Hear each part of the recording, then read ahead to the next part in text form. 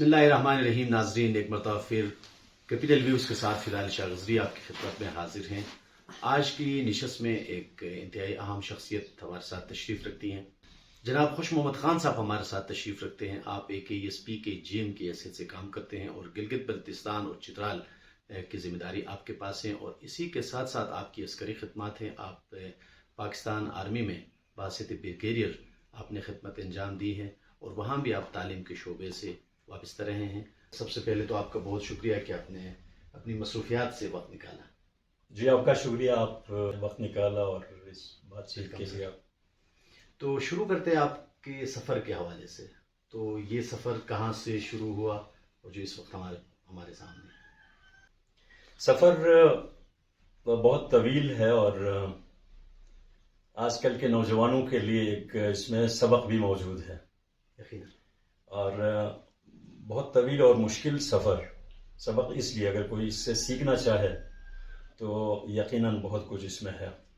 میرا تعلق چترال کے ایک اپر ایریا زپر چترال کے انتہائی دور افتادہ علاقہ یارخون سے میرا تعلق ہے. اور جس زمانے میں ہم نے اسکول جانا شروع کیا، یہ 60s کی بات ہے، 1960s. اور اس وقت میں یہ کہہ سکتا ہوں کہ ہمارے ان پڑھ والدین لیکن بہت انلائٹنڈ تھے، جنہوں نے اس زمانے میں ایجوکیشن کی طرف ہمیں راغب کیا، اسکول بھیجنا شروع کیا. تو کیفیت کچھ یوں تھی کہ میرے گاؤں میں پرائمری اسکول بھی نہیں تھا، کسی دوسرے گاؤں میں تھا. وہاں سے پرائمری پاس کرنے کے بعد آگے پھر کوئی ذریعہ نہیں تھا کسی اور گاؤں کے علاوہ. مڈل اسکول پریپ اس زمانے میں جو میرے گاؤں سے کوئی 20 کلومیٹر دور ہے، وہاں پہ جا کے مڈل اسکول میں داخلہ لیا. اور چونکہ اس زمانے میں کوئی ٹرانسپورٹ یا اس طرح کی چیزیں نہیں تھیں، اس لیے کہیں کسی رشتہ دار کے گھر رہ کے یہ سارا کرنا پڑتا تھا تعلیمی سفر. تو مڈل اسکول پاس کرنے کے بعد پھر چترال میں ہمارا ہائی اسکول تھا، اور چترال تقریباً 180-190 کلومیٹر دور ہے میرے گاؤں سے. تو چترال کے ہائی اسکول سے میں نے میٹرک کیا، اور اس زمانے میں ایک ہاسٹل ہمارا اس میں ہوا کرتا تھا چترال میں، اسماعیلیہ ہاسٹل، وہاں پہ رہائش پذیر رہے. اور سفر ہمارا گاؤں سے چترال تک یا چترال سے واپس گاؤں تک بڑے عرصے تک پیدل ہی ہوا کرتا تھا. اور اس میں عام طور پہ ہم 4 دن لیتے تھے، جس میں اپنا ان 4 دنوں کے لیے خوراک بھی ساتھ لے کے چلنا پڑتا تھا. اور بعض دفعہ چونکہ نوجوان ہوتے تھے تو کبھی کبھار ہم 3 دنوں میں بھی یہ 180-190 کلومیٹر کا سفر طے کرتے تھے. اتنے دشوار گزار راستے تھے اور اتنے دشوار حالات تھے کہ آپ کو بعض دفعہ رات رہنے کے لیے بھی دشواری ہوتی تھی کہ کہاں رہا جائے، کیا کیا جائے. لیکن آج نوجوان اگر اس طرح سے دیکھ لیں تو بالکل ہی ایک بدلتی ہوئی حالت ہے. اللہ کا شکر ہے، ہر طرف فراوانی ہے رزق کی، چیزوں کی اور آسائشات کی.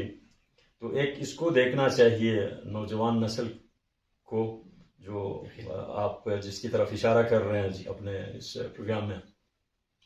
تو یہاں سے ہائی اسکول سے میٹرک پاس کرنے کے بعد پھر یہاں پہ ہی انٹر کالج چترال، یہاں سے میں نے FA کرنے کے بعد پھر میں ٹیچنگ میں جانے کے لیے میں نے انٹرویو وغیرہ دیا، اور CT اس زمانے میں تھا، سرٹیفکیٹ ان ٹیچنگ، وہ کورس پشاور میں ہوا کرتا تھا. تو اس کے لیے سلیکٹ ہو گیا. لیکن اس دوران کسی کام کے حوالے سے اپنے والد صاحب کے ساتھ مجھے شہر جانا پڑا، فیصل آباد تک، لاہور، فیصل آباد، پشاور. تو وہ جب میں نے دیکھا اسٹوڈنٹس کو آتے جاتے بسوں میں سوار ہوتے ہوئے، تو مجھے ان کا اچھا لگا وہ جو انداز تھا. تو واپس آ کے میں نے پھر یہ ارادہ چھوڑ دیا ٹیچنگ میں جانے کا. میں پھر کراچی چلا گیا فردر ایجوکیشن کے لیے. وہاں پہ جا کے اسلامیہ کالج کراچی سے گریجویشن کیا. پھر کراچی یونیورسٹی سے میں نے ماسٹر ڈگری لی، اور اس کے بعد پھر ایک پروفیشنل سفر کا سلسلہ شروع ہو گیا. آرمی میں कैसे गए? ہاں جی، یہ شوق کیسے؟ میں 1985 میں ایجوکیشن ڈپارٹمنٹ جوائن کیا کے پی کے. کچھ عرصہ محمد ایجنسی میں کالج میں رہا. اس کے بعد 5-6 مہینے بعد میری پشاور یونیورسٹی میں ایز لیکچرر سلیکشن ہوئی. تو وہاں پہ میں پڑھاتا رہا کوئی تقریباً 2 سال کا عرصہ. اس دوران اشتہار نظر سے گزری آرمی ایجوکیشن کور میں بطور کیپٹن. تو وہ ٹیسٹ، انٹرویو اور ISS بھی، یہ سارا پروسیس اس کو کرنے کے بعد میں 1 اپریل 1987 کو پھر آرمی جوائن کیا. تو پھر میں یونیورسٹی کو چھوڑ کے گیا. تھوڑا سا تذبذب کی کیفیت تھی کہ میں یونیورسٹی چھوڑوں نہ چھوڑوں. اس حوالے سے میں کوئی 1 ہفتہ لیٹ وہ کورس جوائن کیا. تو یہ سلسلہ تھا جی. بہت زبردست. یقیناً آپ نے چترال کے حوالے سے یہاں جو تعلیم کی کمی تھی، سہولیات کی کمی تھی، آپ نے ذکر بھی کیا، اشارہ بھی کیا. اس وقت چترال میں ایجوکیشن کی جو کرنٹ سچویشن ہے، اس سے آپ کتنا مطمئن ہیں، اور آپ کے خیال میں اس میں امپرومنٹ کے لیے فیوچر پرسپیکٹیوز کیا ہونا چاہیے؟ چترال جتنا دشوار گزار علاقہ رہا ہے، جتنی مشکلات رہی ہیں، لیکن ایک چیز یہاں کی جو سب سے اچھی ہے وہ تعلیم کی طرف رجحان ہے. چترال کی پوری آبادی، چاہے وہ بروغل میں ہے، ارندو میں ہے، تورکھو کے علاقے میں ہے، جہاں کہیں بھی ہے، یا گرم چشمہ ویلی میں ہے، ان سب کا رجحان تعلیم کی طرف ہے.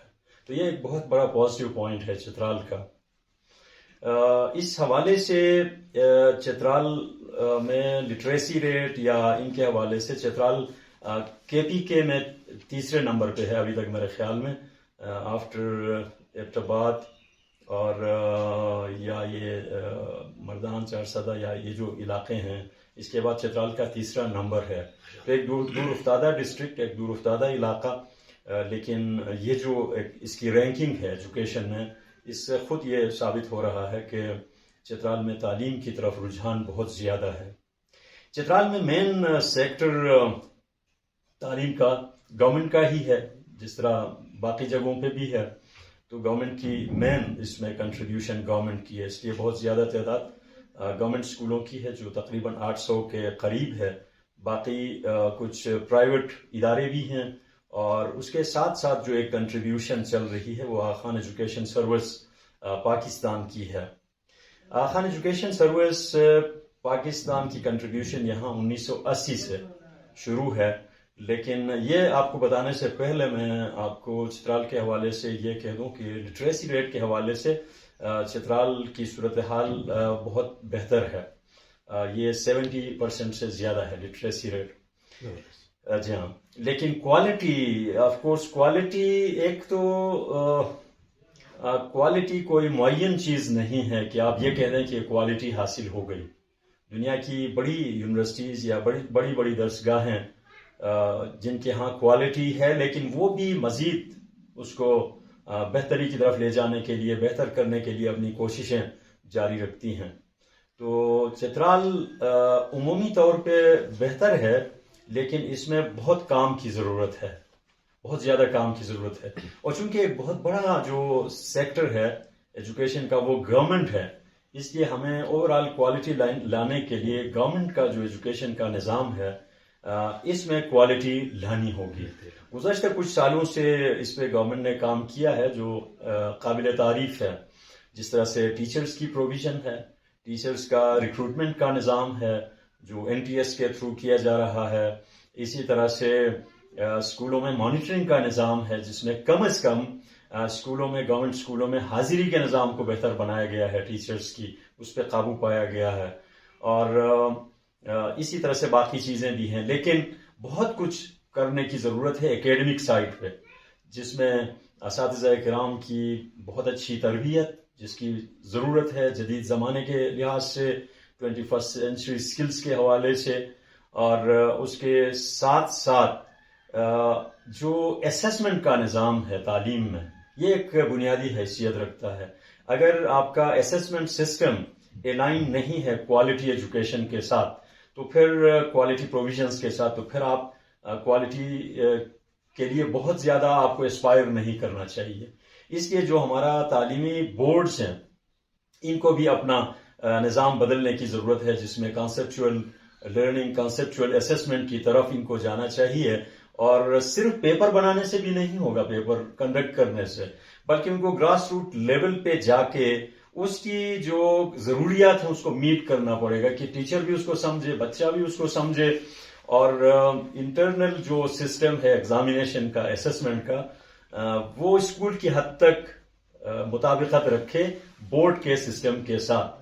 تو پھر تبدیلی لائی جا سکتی ہے کوالٹی کے حوالے سے.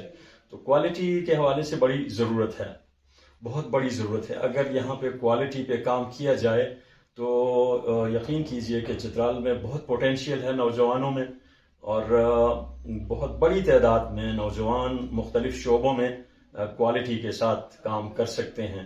ابھی بھی مختلف شعبوں میں آپ کو چترال کے نوجوان ملیں گے، چاہے کمپٹیٹیو ایگزامینیشنز ہیں، چاہے ایجوکیشن کا سیکٹر ہے، یا مختلف جگہوں پہ جا کے وہ اپنی خدمات انجام دے رہے ہیں. تو وہ ایک قابل تحسین بات ہے، اور اوورآل یہ شو کر رہا ہے کہ یہاں پہ ٹیلنٹ موجود ہے، اور اس کو ہارنس کرنے کی ضرورت ہے، اس کو بہتر کرنے کی ضرورت ہے، تربیت کی ضرورت ہے. ایز اے GM AKESP آپ تعلیم دوست ماحول پیدا کرنے کی یقیناً کوشش کرتے ہیں AKESP کے اندر، اور آپ کی عسکری تربیت اور وہ پیشہ ورانہ جو صلاحیتیں آپ کے پاس ہیں وہ کس طرح مددگار ثابت ہوتی ہے آپ کے اس شعبے میں؟ AKESP کا میں تھوڑا سا چترال میں اس کا بیک گراؤنڈ بھی آپ کو بتا دوں آپ کے سوال کا جواب دینے سے پہلے. چترال میں AKESP نے کام شروع کیا 1980 کے عشرے کے شروع سے ہی. یہاں پہ کچھ پرائمری اسکول بنائے گئے اور خاص طور پر بچیوں کے لیے بنائے گئے. ایک ریسرچ ہے ڈاکٹر الوینا پردھان کا، اور اس میں چترال میں بچیوں کی لٹریسی ریٹ کو 2% بتا رہا ہے اس دوران 1980 میں. لیکن آج آپ دیکھیں تو چترال میں فیمیل لٹریسی ریٹ یہ اراؤنڈ 55% ہے. اور جو مختلف شعبے ہیں سماجی زندگی کے، چاہے میڈیکل ہے، چاہے ایجوکیشن ہے، چاہے انجینئرنگ ہے، چاہے باقی سارے شعبے، بیوروکریسی کا شعبہ ہے، جہاں پہ بھی آپ دیکھیں تو چترال سے بچیاں اپنا بھرپور کردار ادا کر رہی ہیں مختلف شعبوں میں. اور میں اس کو ایک تو چترال کی جو وائبرنٹ کمیونٹی ہے، چترال کی جو پاپولیشن ہے، چترال کے جو لوگ ہیں، ایک ان کی وجہ سے ہے کہ انہوں نے اپنی بچیوں کو تعلیم دینے کے لیے انہوں نے راستہ ہموار کیا، ان کا ساتھ دیا، اور اپنی بچیوں کو ایجوکیٹ کیا اور کرتے جا رہے ہیں. اور دوسرا بہت بڑا اس میں حصہ AKESP کا ہے. انہوں نے جب بچیوں کی تعلیم پہ کام شروع کیا تو یہ لٹریسی کے حوالے سے بھی بہت آگے گئے، ہماری بچیاں آگے گئیں.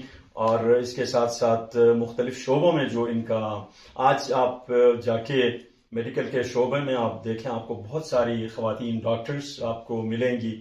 آپ پشاور پاکستان کے حصے میں کسی بھی حصے میں، یا پاکستان سے باہر بھی آپ کو ڈاکٹرز، نرسز، میڈیکل شعبے کے باقی ٹیکنیشینز بہت بڑی تعداد میں، اسی طرح ٹیچنگ میں اور جگہوں پہ آپ کو ملیں گی. تو چترال میں جو AKESP کا کردار، اسی ایک مثال سے آپ دیکھ سکتے ہیں کہ چترال میں ایجوکیشن میں AKESP نے کیا رول ادا کیا، کیا کردار ادا کیا. میرے حساب سے یہ ایک بنیادی کردار ہے جو AKESP نے ادا کیا. ابھی بھی AKESP چترال میں اپنی جو اس کا رول ہے، اس کے حساب سے جو اس کے پاس ریسورسز ہیں، اس کے حساب سے گورنمنٹ کے کام کو بہت اچھا کنٹریبیوٹ کر رہا ہے. اصل میں تعلیم دینا ہمارے حکومت کی ذمہ داری ہے، ہم حکومت کے لوگ ہیں، لیکن AKESP اس کو سپورٹ کر رہا ہے، یا AKDN کے دوسرے ادارے گورنمنٹ کو سپورٹ کر رہے ہیں ایکچولی.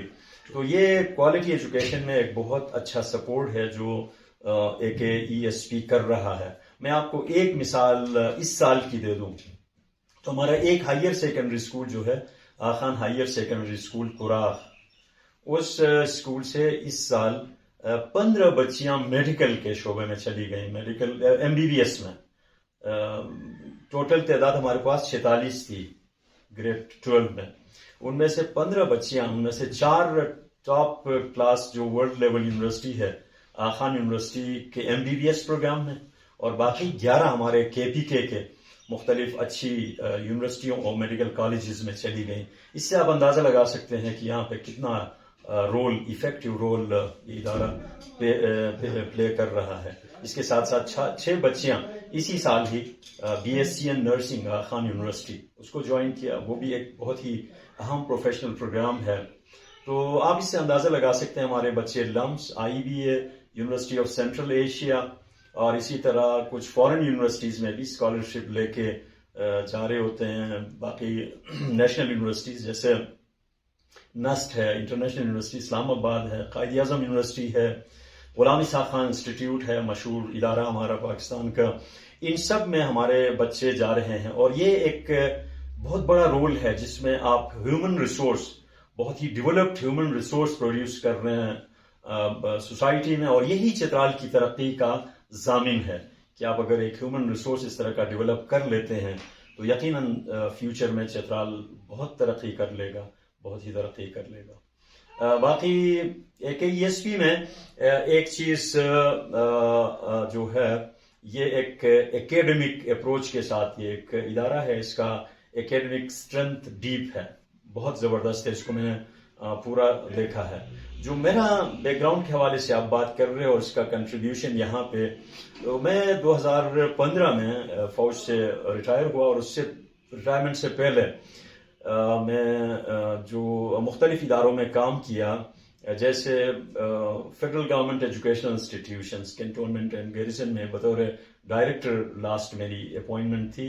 اس کا میرے پاس ایک تجربہ تھا جس میں میرے پاس کوئی 360 کے قریب انسٹیٹیوشنز تھے پورے پاکستان میں اور 1,86,000 اس زمانے میں انرولمنٹ تھی. تو وہ پورے پاکستان میں دیکھتا رہتا تھا. وہ ایک تجربہ تھا. اس سے پہلے میں نیشنل ڈیفنس یونیورسٹی میں 7 سال کام کیا اسلام آباد میں، وہ بھی تجربہ تھا. اس سے پہلے میں کوئی 13 سال جو آرمی کا ایجوکیشن ٹریننگ کا ادارہ ہے، عسکری نہیں بلکہ ایجوکیشن کا، اس میں کوئی 13 سال مختلف خدمات انجام دیتا رہا، جس میں مینجمنٹ سائڈ بھی تھا اور ٹیچنگ بھی. تو یہ سارا تجربہ تھا. اور یہاں آ کے جو چیز جس کو میں دیکھنے لگا وہ مینجمنٹ سائڈ کی سپورٹ کو بہتر بنانا. اکیڈمکس میں تو لوگ ہمارے پاس بالکل تھے، تو میں نے اس پہ کام کیا کہ کس طرح سے ہم زیادہ فیسیلیٹیٹ کریں اپنے اکیڈمکس کو کہ وہ بہتر طریقے سے کام کریں. ان کے لیے ریسورس پروویژن اور جو ریسورسز ہیں ان کا ایفیکٹو استعمال اور جو ریکروٹمنٹ ہے اس کو انتہائی مضبوط بنانا. یہاں پہ ایک گارڈ کا کردار کہ ہم صرف ان لوگوں کو اس ادارے میں لائیں جو واقعی کیپیبل ہیں اور جو اس کی فیوچر جو ایسپریشنز ہیں AKESP کی جو پلانز ہیں ان کے مطابق وہ کام کریں. اور اس کے جو ریسورسز ہیں ان کو انتہائی ایفیکٹولی اور ایفیشینٹلی استعمال کیا جائے تاکہ ادارے پروگریس کریں.